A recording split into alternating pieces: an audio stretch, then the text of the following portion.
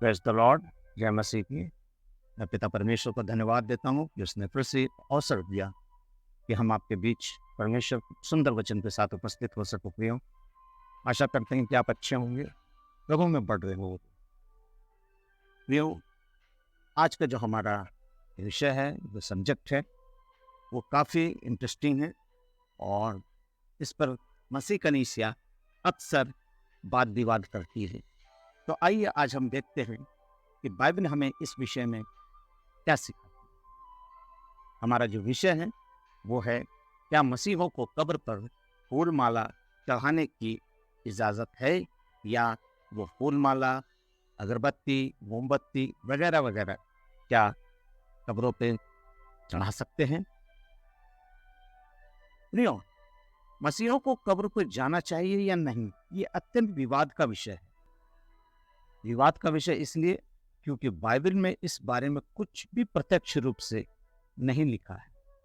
जो लोग इस बात का समर्थन करते हैं कि मसीही कब्रों पर फूल माला या कुछ भी सुगंधित वस्तु लेकर चढ़ा सकते हैं, उसके लिए वो हवाला देते हैं कि यीशु मसीह भी तो नए नियम में लाजर की कब्र पर गया था, जैसा कि यूहन्ना 11:38 में लिखा है। तथा यीशु मसीह की मृत्यु के बाद जब वो उसको गाड़ा गया, तो महिलाएं जो यीशु की अगुवाई में थी, रविवार की सुबह अर्थात सप्ताह के पहले दिन कब्र पर आई थी, और मसीह की कब्र को क्यों नहीं हम जा सकते। ये एक विवाद का विषय है, क्योंकि लोग अक्सर ना जाने और ना पढ़े इन बातों के ऊपर अपना तर्क रखते हैं। प्रियो, दरअसल जो लोग ये तर्क प्रस्तुत करते हैं कि उनको यह याद रखना चाहिए कि यीशु मसीह लाजर की कब्र पर फूल माला चढ़ाने नहीं गए थे, बल्कि उसे जिलाने को गए थे।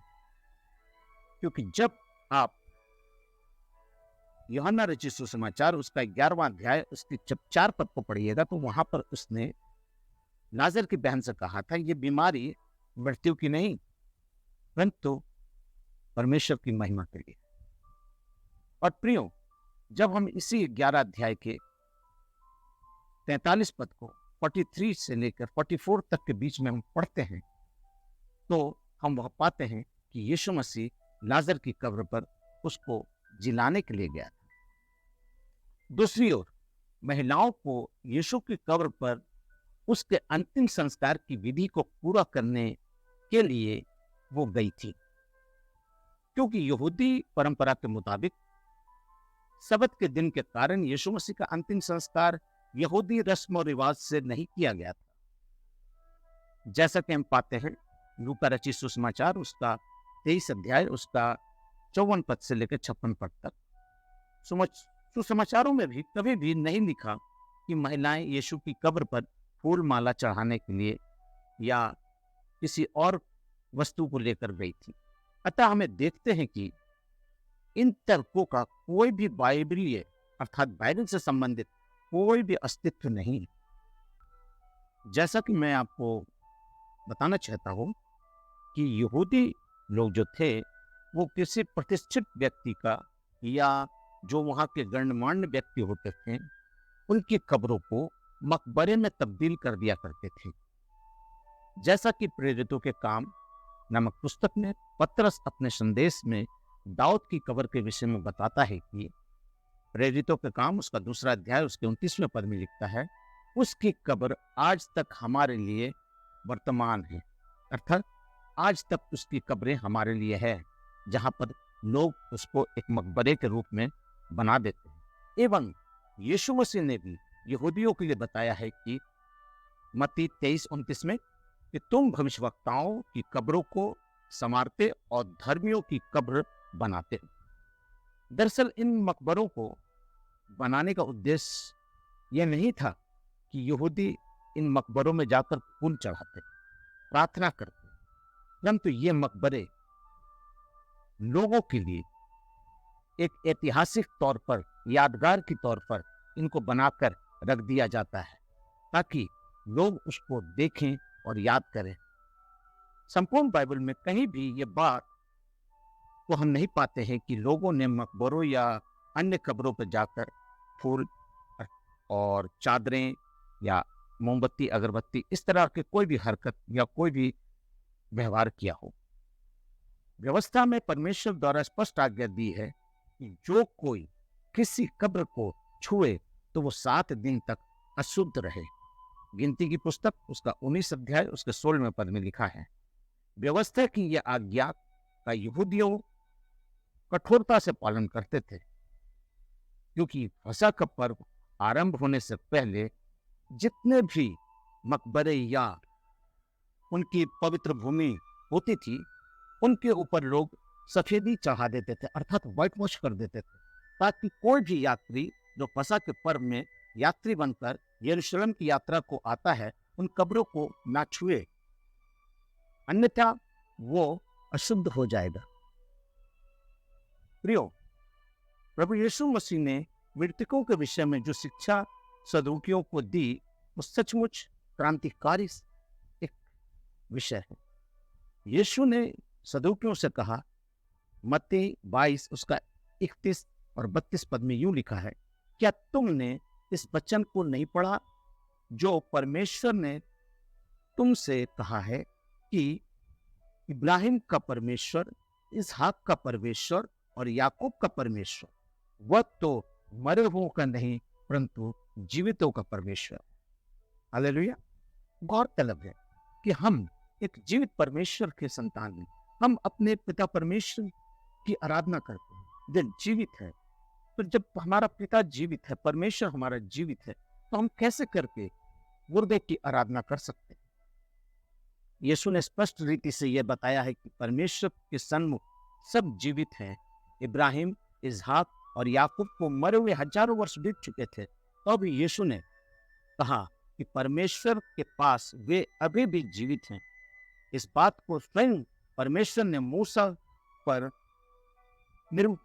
मूसा को बतलाया। हाँ प्रिय, जब हम निर्गमन की पुस्तक उसका 3 अध्याय उसके 6 पद में हम इस बात को पाते हैं कि परमेश्वर ने मूसा से कहा, मैं तेरे पिता इब्राहिम का परमेश्वर, इसहाक का परमेश्वर और याकूब का परमेश्वर हूँ।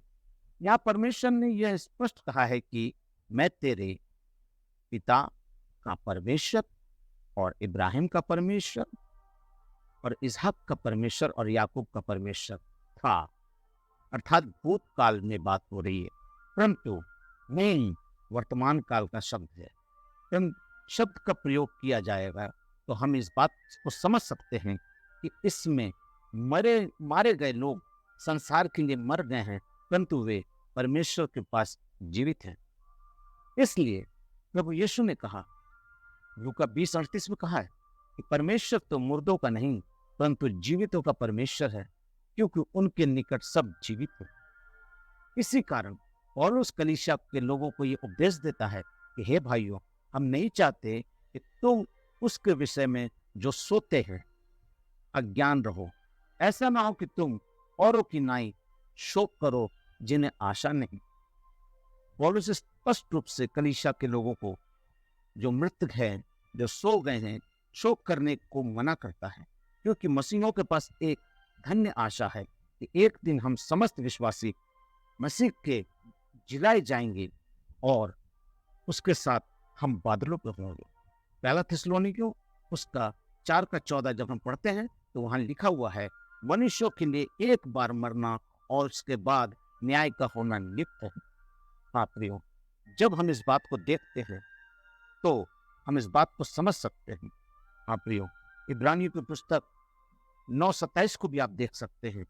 जब बाइबल के आधार पर हमारा ये विश्वास है कि मृतकों की आत्मा परमेश्वर के पास है, तो फिर हमें क्या आवश्यकता है कि हम कब्रों पर फूल माला चढ़ाएं।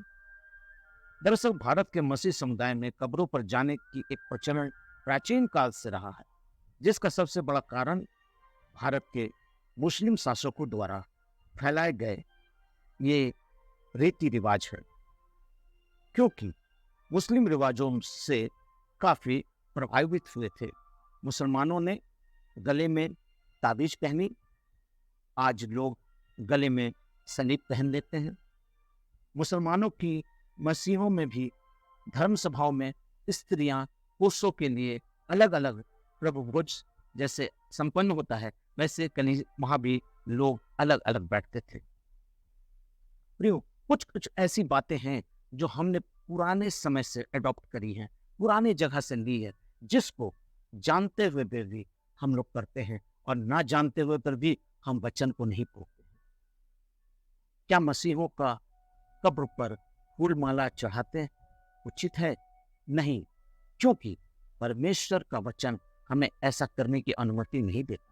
हाँ प्रियो, परमेश्वर का वचन ऐसा हमें करने की अनुमति नहीं देता। हाँ, जो करते हैं उनको हम पकड़ नहीं सकते, उनका हाथ नहीं रोक सकते, उनके लिए बहुत से तर्क हो सकते हैं, वो बहुत सी बातों को कहकर अपने पूर्वजों की मिसाल देकर उनकी यादों को ताजा करने के लिए कब्रों पर जाते हैं। लेकिन कब्रों पे आपको क्या मिलेगा? क्या मिलेगा? आत्मा जो अमर है, जो परमेश्वर के पास है। शरीर नाशवान है, जो मिट्टी से बना है वो मिट्टी में मिल गया है। आपको उस जगह क्या मिलेगा? मिट्टी मिलेगा। अब आप ये बताइए कि आप वहाँ क्या देखने जाते हैं, क्या खोजने जाते हैं, किस याद में जाते हैं? अगर आपकी ये आशा नहीं कि मेरा भाई, मेरी माँ, मेरा बाप, मेरी बहन, मेरी पत्नी एक दिन प्रभु में जी उठेंगे, तब आपके पास मसीह होने की कोई आशा नहीं है। क्योंकि प्रभु कहा है कि जब वो आएगा तो पहले जो मुर्दे हैं वो जी उठेंगे और उसके बाद जो हम जीवित हैं हम बादलों पर इसके साथ रहेंगे। मसीहों के लिए ये स्पष्ट बात, स्पष्ट रूप से मैं समझाना चाहता हूँ कि कब्रिस्तान मसीहों की विरासत नहीं है। यीशु मसीह ने स्वयं कहा यूहन्ना 14:19 में, इसलिए मैं जीवित हूँ, तुम भी जीवित रहोगे। हालेलुया। क्योंकि मैं जीवित हूँ, तुम भी जीवित रहोगे। मृत्यु मसीहियों की विश्वास में है ही नहीं।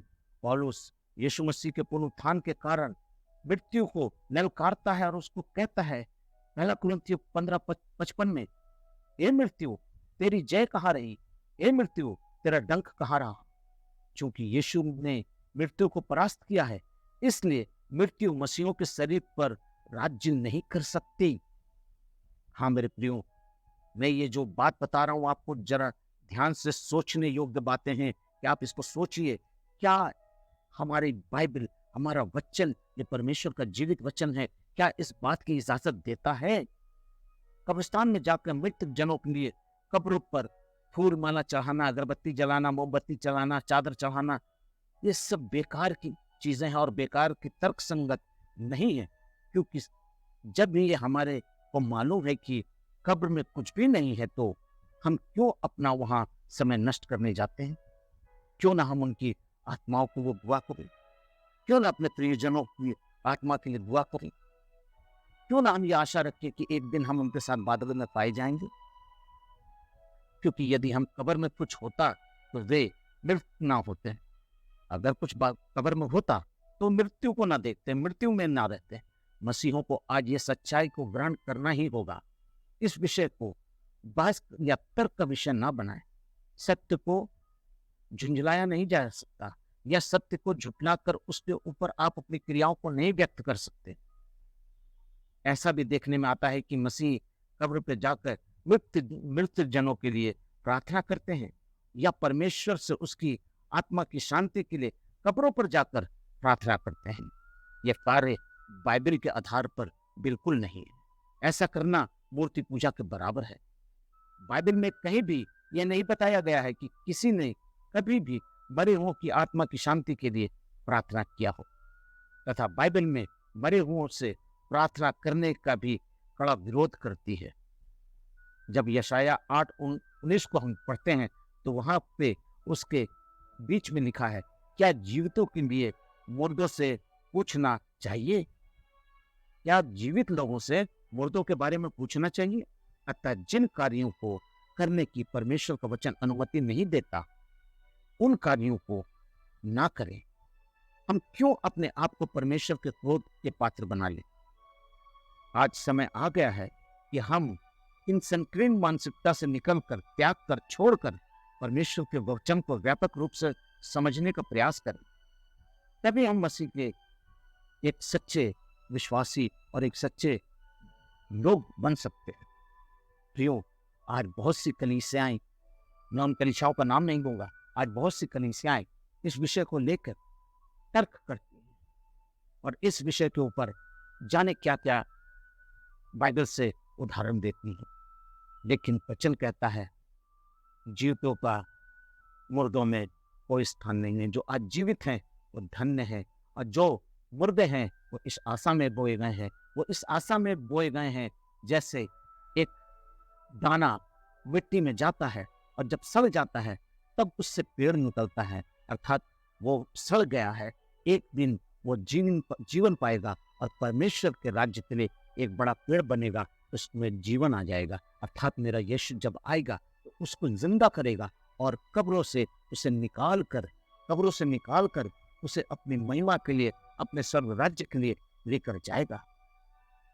प्रियो, मैं आपको सच बताता हूं, और ये सच्चाई ये है कि अगर आज हम किसी परंपरा, रीति रिवाज और किसी ऐसी शिक्षाओं के बीच फंसे हैं तो जान लीजिए आप वचन का विरोध कर रहे हैं, और वचन का विरोध ही जो है वो पाप है। आप उस गलती को मत कीजिए। जो परमेश्वर का वचन कहता है उस पर अमल कीजिए, और अपने बुजुर्गों की आत्मा की शांति के लिए दुआ करिए। उनके कब्रों पर जाकर आपको कुछ नहीं मिलेगा। उनके कब्रों पर जाकर आप उनको तसल्ली नहीं दे सकते। आप उनको ये नहीं बता सकते कि देखो मम्मी मैं आया था, देखो पापा मैं आया था, देखो मेरी हस्बैंड मैं तुम्हारे कितना प्यार करती हूँ, मैं आया था। ईस्टर के दिन कब्रों को संवारना, ईस्टर के दिन कब्रों पर जाकर मोमबत्ती जलाना, अगरबत्ती जलाना, ये कहीं नहीं लिखा है बाइबल में। हाँ, ये जरूर लिखा है कि मेरा यीशु उस दिन जिंदा हुआ था, मेरा यीशु उस दिन मुर्दों में से जी उठा था। इसीलिए पौलुस पहले ललकारता है, कहता है हे मृत्यु कहाँ तेरा डंक। आज हम ये जान लें कि उस डंक को मेरा यीशु तोड़ दिया, मृत्यु पर विजय पाया। एक दिन हम भी मृत्यु पर विजय पाएंगे, और इस आशा के साथ हम अपने बुजुर्गों को, अपने लोगों को उस मिट्टी में रखते हैं कि एक दिन पुनरुत्थान के दिन वो हमारे साथ बादलों पे पाए जाएंगे। वो मसीह के आने पर पहले वो फल हैं जो जीवित होंगे। आज हमें ये आशा रखनी होगी कि एक दिन हम जो बचे हैं, एक दिन हम उनके साथ बादलों पे पाए जाएंगे। हालेलुया। प्रियो, ये सच्चाई है। ये किसी कलीसिया की या किसी डिनोमिनेशन की कोई कथा कहानियां या कोई शिक्षा नहीं है। ये मेरा वचन है जो जीवित है और सामर्थ्य है, क्योंकि परमेश्वर का वचन कहता है आकाश और पृथ्वी टल जाएगा लेकिन मेरा वचन एक बिंदु भी नहीं टलेगा। हालेलुया। ये वचन जीवित है। हाँ प्रियो, याद करिए अपने परमेश्वर की वो बातें जब उसने कहा था धन्य है वे लोग जो मृत्यु को पाते हैं। हाँ, आज वो धन्य है कि वो महान है, वो परमेश्वर के साथ उठाए जाएंगे। आशा करते हैं हमारे इस ऑडियो को आप गहराई से जानेंगे, समझेंगे और इस ऑडियो पर विश्वास करेंगे, क्योंकि ये वचन कहता है कि आज हमें कब्रों पर जाकर फूल, माला, अगरबत्ती, मोमबत्ती वगैरह वगैरह ये सब चढ़ाने और करने की कोई आवश्यकता नहीं है। आज हम उसको मकबरों में बदल दिए हैं, आज हम उसको सीमेंटेड कर दिए हैं, आज उसको हम संगमरमर से मढ़ दिए हैं, आज उसको हम उनके ऊपर नाम, पता, ठिकाना, उम्र सब कुछ लिख दिए। क्या फायदा उससे लिखकर? कौन है उसके अंदर में? सोचिए तो जरा, कौन है उसके अंदर में? वचन कहता है आत्मा परमेश्वर के पास लौट जाता है। हालेलुया। आत्मा परमेश्वर के पास लौट जाता है। शरीर नाश्वर है, मिट्टी से बना है, मिट्टी में मिल जाएगा। प्रियो, मैं आपको बताना चाहता हूं कि इस शरीर को जब आप मिट्टी में दफना देते हैं तो ये शरीर वहां रहता नहीं, ये शरीर नष्ट हो जाता है, खत्म हो जाता है, डिस्ट्रॉय हो जाता है। हाँ प्रिय, जैसा कि हमारा वचन कहता है मिट्टी से बना हुआ इंसान, मिट्टी से बना हुआ व्यक्ति मिट्टी में मिल जाता है, और जो आत्मा है वो परमेश्वर ने दिया है, अपने उसके नथनों में फूंका है, अपने जीवन का सांस फूंका है, वो आत्मा परमेश्वर के पास लौट जाता है। आइए मैं आपके लिए एक वचन पढ़ना चाहता हूँ, सबोपदेशक 12 उसका 7वां पद। सबोपदेशक 12 उसका 7वां पद, जहाँ इस प्रकार से लिखा है तब मिट्टी ज्यों की त्यों मिट्टी में मिल जाएगी, और आत्मा परमेश्वर के पास जिसने उसे दिया है, ध्यान से सुनिए, जिसने उसे दिया है वह लौट जाएगी। हालेलुया। आत्मा परमेश्वर ने दिया है, उसके पास चली जाएगी और मिट्टी मिट्टी में मिल जाएगी। और एक पद में इसी सबोपदेशक से पढ़ना चाहता हूँ, जो पाया जाता है सबोपदेशक 3 अध्याय उसका 20वां पद। वहां पर इस प्रकार से लिखता है, सब एक स्थान पर जाते हैं, सब मिट्टी से बने हैं और सब मिट्टी में फिर मिल जाते हैं। सब मिट्टी से बने हैं और सब मिट्टी में मिल जाते हैं। तो प्रियो, क्या आप मिट्टी के ढेर पर फूल चढ़ाने जाते हैं, मोमबत्ती जलाने जाते हैं? फूल, अगरबत्ती, मोमबत्ती, चादर, मुझको अजीब सा लगता है। मेरी माँ को मरे हुए या प्रभु में सोए हुए आज करीब 3 साल से ज्यादा हो गया। मैंने जिस दिन उसको दफनाया, उस दिन से मैं आज तक उनकी कब्र पे नहीं गया। मैं जानता हूँ मेरी माँ आज प्रभु के पास है, प्रभु के साथ है, और प्रभु में मैं विश्वास करता हूँ एक दिन हम जरूर मिलेंगे और जरूर एक दूसरे को देखेंगे और पहचानेंगे। हालेलुया। आइए हमसे प्रार्थना करें। धन्यवाद देते हैं पिता परमेश्वर, धन्यवाद देते हैं सारी और सारे सुंदर वचन के लिए प्रभु जी। आप भी आज आपका वचन हमें गहराई से समझने में प्रभु जी मदद किया। प्रभु जी एक एक के व्यक्तिगत जीवन को तो छू, एक एक की आत्मिक आंखों को खोल, ताकि पिता परमेश्वर तुम जान सके प्रभु जी तुम जीवित परमेश्वर हो, और जीवितों को मुर्दों में नहीं खोजते। तो पिता परमेश्वर जिंदा है। हमारे प्रियजन जो हैं वो मसीह में सोए हैं, एक दिन वो उठेंगे। आप पिता परमेश्वर एक दिन वो तेरे आगमन में उठेंगे। हम ये विश्वास करते हैं। हमारी ये झूठी परंपरा, झूठी रीति रिवाज और झूठी क्रियाओं से प्रभु जी हम उनकी आत्माओं को शांति नहीं दे सकते। प्रभु जी उन्हें कहा, मैं अपनी शांति तुम्हें दिए जाता हूँ। हालेलुया। प्रभु तेरा धन्यवाद, आशीष की यीशु के नाम से, आमीन।